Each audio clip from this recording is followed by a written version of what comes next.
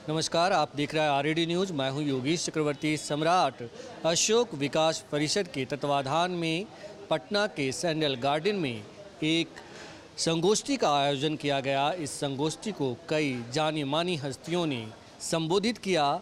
इस कार्यक्रम के ऑर्गेनाइजर प्रोफेसर सुबोध जी हमारे साथ हैं। आइए उनसे बात करते हैं। सुबोध जी, आपने इस कार्यक्रम का आयोजन किया, क्या है इसका मकसद, क्या है?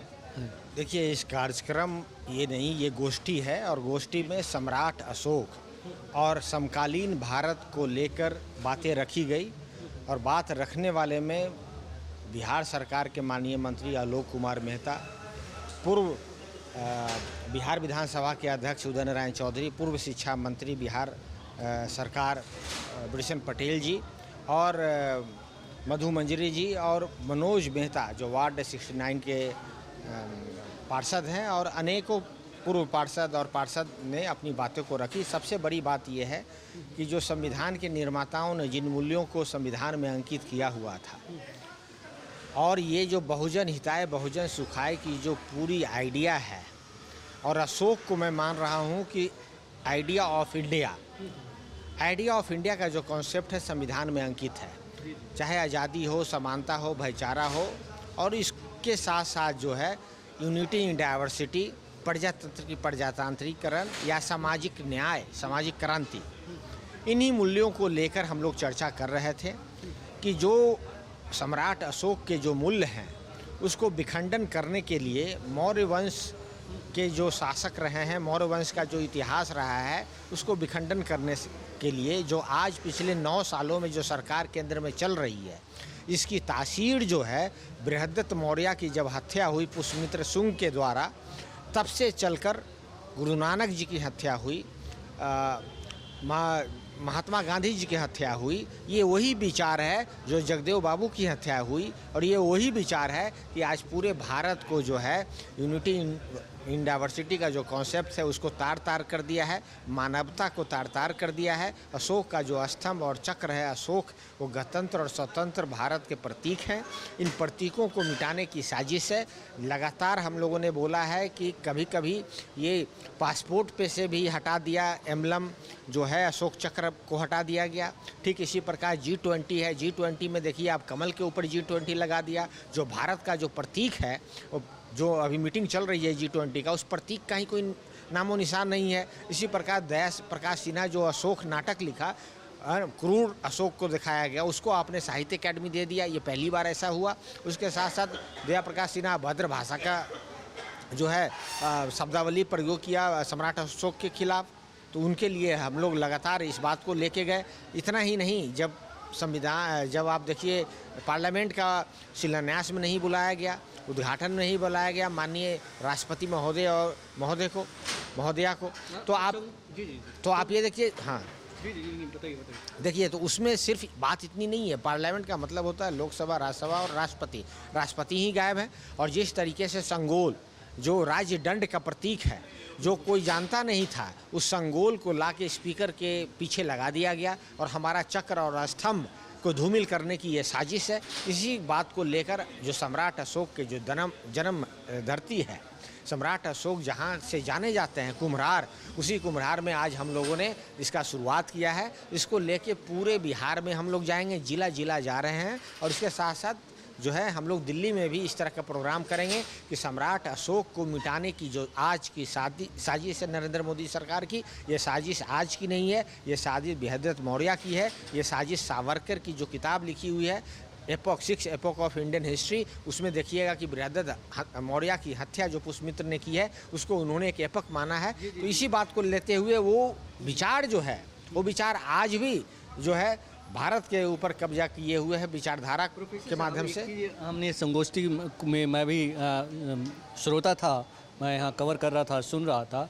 कहा गया कि जो उद्गम स्थल था बौद्ध धर्म का, उसको भी मतलब आज यहाँ पे जो है मिटा दिया गया है।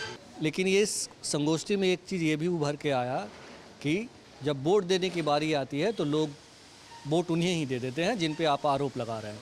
देखिए, जैसा हमने आपको बोला कि जो राज्य का जो तंत्र है, जो संवैधानिक संस्थाएं हैं, और जो ऑटोनॉमस बॉडी हैं, और जो चौथा स्तंभ है, इसके माध्यम से लगातार जो है यूनिटी इन डाइवर्सिटी और बहुजन हिताय बहुजन सुखाय का जो कॉन्सेप्ट है अशोक का, इसको विखंडन किया जा रहा है। और यहाँ पर जो वेलफेयर स्ट्रक्चर ऑफ स्टेट है उसको भी विखंडन किया जा रहा है, चाहे एयरपोर्ट हो, चाहे तो वो रेलगाड़ी का हो, चाहे रोड हो, चाहे हवाई जहाज़ हो, पानी का जहाज़ हो, हर जगह बेचा जा रहा है। LIC हो, PSUs हो, सबको बेचकर जो है ये अपना भारत का अस्तित्व भी बदलना चाहते हैं। तो ये जैसा कि आपने क्वेश्चन पूछा कि जो यहाँ के लोग हैं भाजपा को पटनावासी वोट दे देते हैं, तो यही बात को लेके हम जो है पटनावासियों के बीच में जा रहे हैं कि ये जो सम्राट अशोक की धरती है, बंधुता की धरती है, प्यार की धरती है, इस धरती पे समानता की बात कही गई है, इस धरती पे नीति की बात कही गई है, इस धरती पे जो है न्याय की बात कही गई है। तो इन सभी मूल्यों पे नरेंद्र मोदी जी की सरकार जो है हमलावर है और संस्थाओं को विखंडित कर रही है, संविधान के मूल्यों को तार तार कर रही है। ये मूल्य संविधान में बाबा साहेब अम्बेडकर ने अशोक सम्राट के जो मूल्य हैं, 24 स्कोप आप देख रहे होंगे, 24 स्कोप का जो 24 बातें लिखी हुई है उसी का सार संविधान है, उसी के जो है आत्मा बसती है संविधान में, आत्मा बसती है। 2024 आने वाला है और कई कुशवाहा नेता जो हैं बीजेपी में शामिल हो चुके हैं और कई और को लाने की कोशिश की जा रही है। यानी कि जिसे आप गुलबंद कर रहे हैं उन्हें तोड़ने की भी एक तरफ कोशिश हो रही है। वोट का बिखराव होगा ही। देखिए, जब ईस्ट इंडिया कंपनी भारत आई, भारत में अपना मतलब साम्राज्य बना दिया, फिर ब्रिटिश एम्पायर प्राइवेट कंपनी आई थी 24 साल के बाद 1600 से 1600 में आहिस्ता आहिस्ता इन्होंने साम्राज्य बना दिया। उस वक्त भी हमारे भारत के कुछ ऐसे लोग थे जिसको कि माफी वीर और जो है उनके साथ मिलकर मुखबिर, तो मुखबिर और माफी वीर भी उनके साथ थे। तो इसी प्रकार ये व्यवस्था चलती रहती है। लेकिन इस व्यवस्था में बहुत सारे ऐसे भी थे जो कि उस ब्रिटिश एम्पायर और ईस्ट इंडिया कंपनी के जो संस्थापक हैं उनके खिलाफ बिगुल फूका और जो है अपने जान न्यौछावर कर दिया और भारत माता की अस्तित्व को बचाया और भारत माता को आज़ाद किया। भारत माता होते क्यों हैं?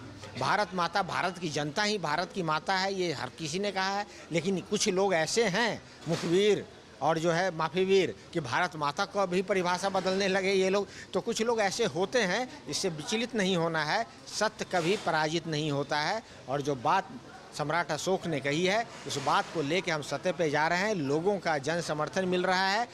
कुछ देर दूर कुछ सम्राट अशोक दुनिया के महानतम राजाओं में, शासकों में से एक थे और आपको लगता है कि जिस तरह ने आपने एक आगाज़ की है कि सम्राट अशोक की विरासत को और सम्राट अशोक की नीतियों को आगे हम ले जाएं, लगता है कि आप कामयाबी मिलेगी?